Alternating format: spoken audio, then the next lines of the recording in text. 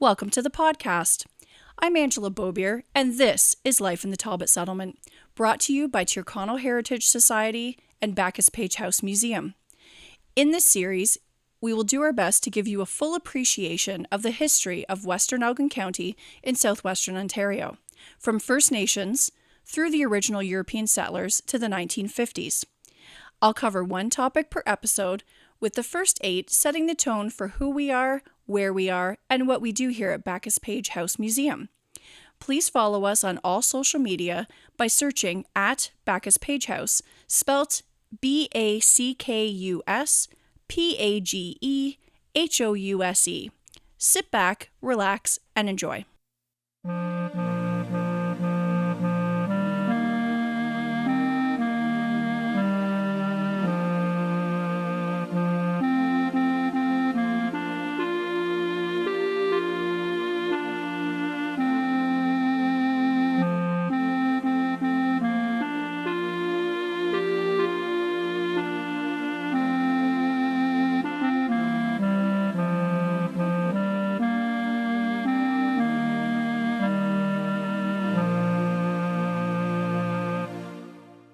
Today we will be talking about some of the firsts in the Talbot settlement.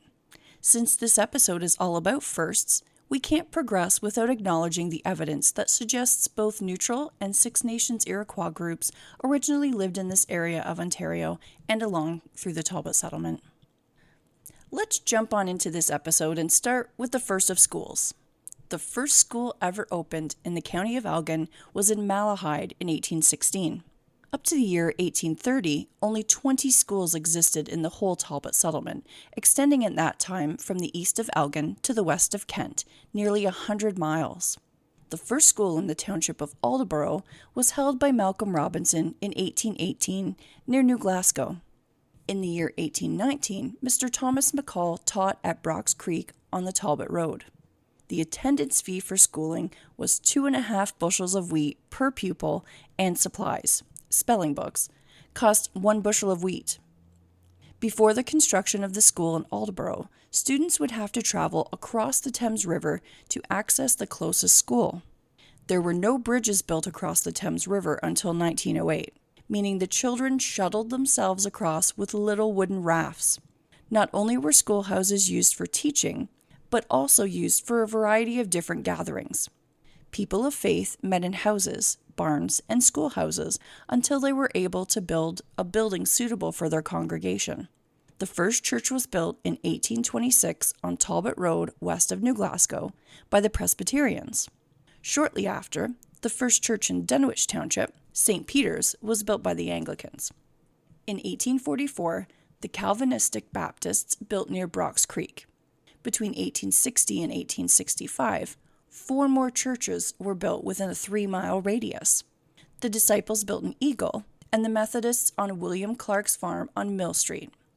Evangelicals and Lutherans built on the corner of Kerr Road and Middle Street. In 1870, Catholics built within half a mile of the 2 latter churches. This town of many churches is known as Churchville, now a vanished town in Aldborough.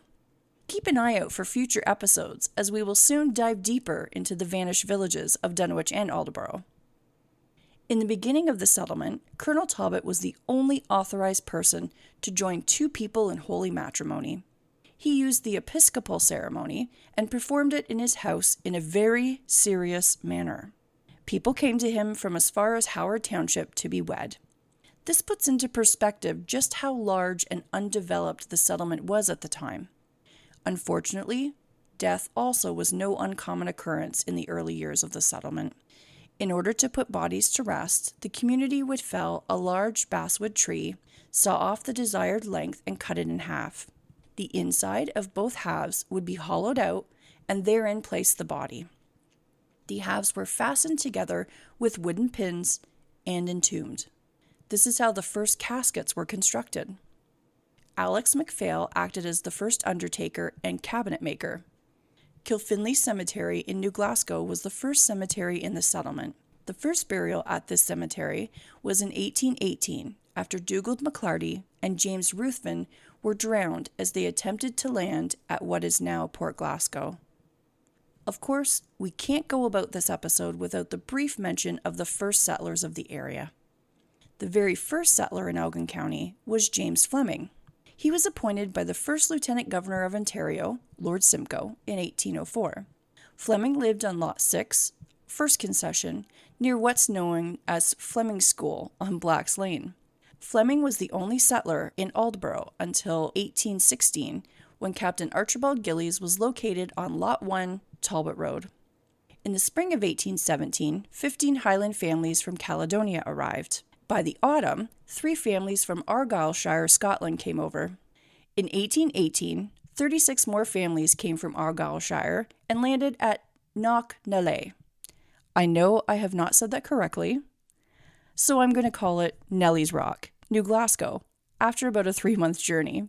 As time progressed, so did the settlement, and talk overseas of a new land arose, bringing many more families of settlers.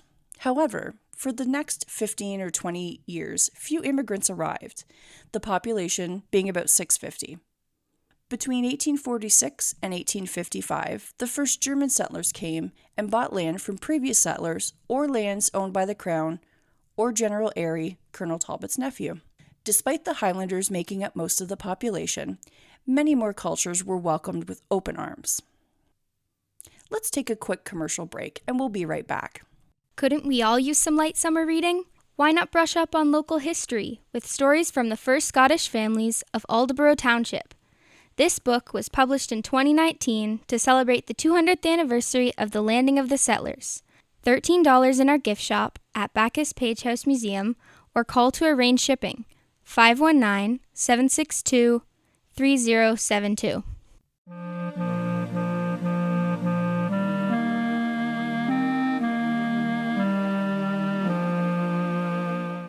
Now let's look into some of the first innovations of the Talbot settlement.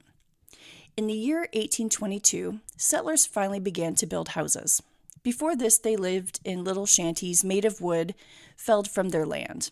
The first frame building was built on the farm now owned by Robert A. Kerr. The settlement being along Lake Erie meant clay was of abundance. The first house made of brick was built in 1849 by Archibald Thompson. The brick was manufactured by Wendelin Schneckenberger.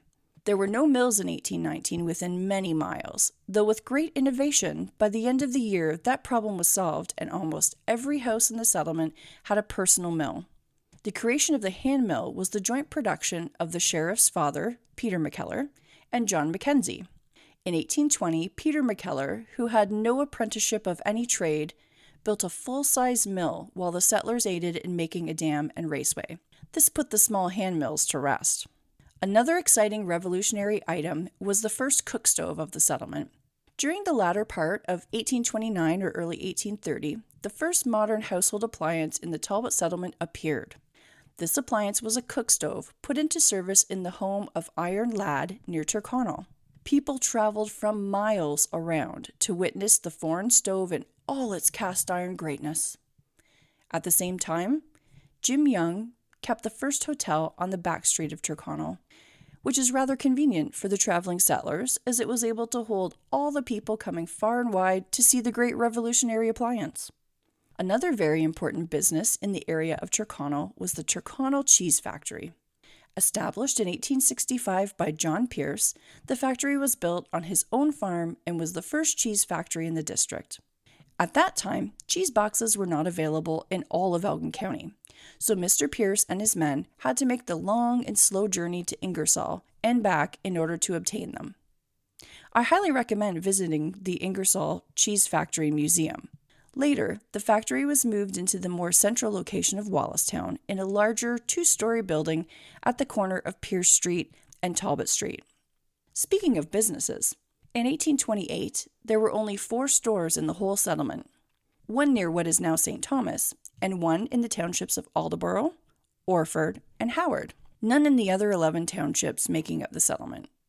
Early pioneer buying and selling consisted solely of bartering, so much so that the money circulated in all the settlement would not amount to over $100 per annum. In 1831, cash was paid for the first time when buying wheat. The very first taxes were collected in 1819. mounting to 25 cents on 50 acres and 50 cents on 100 acres. Prior to this date, wooded land was not taxed at all. In 1830, the first cargo was shipped out of the settlement to Montreal. The cargo sent consisted of wheat, pork, deerskins, raccoon skins, and flaxseed.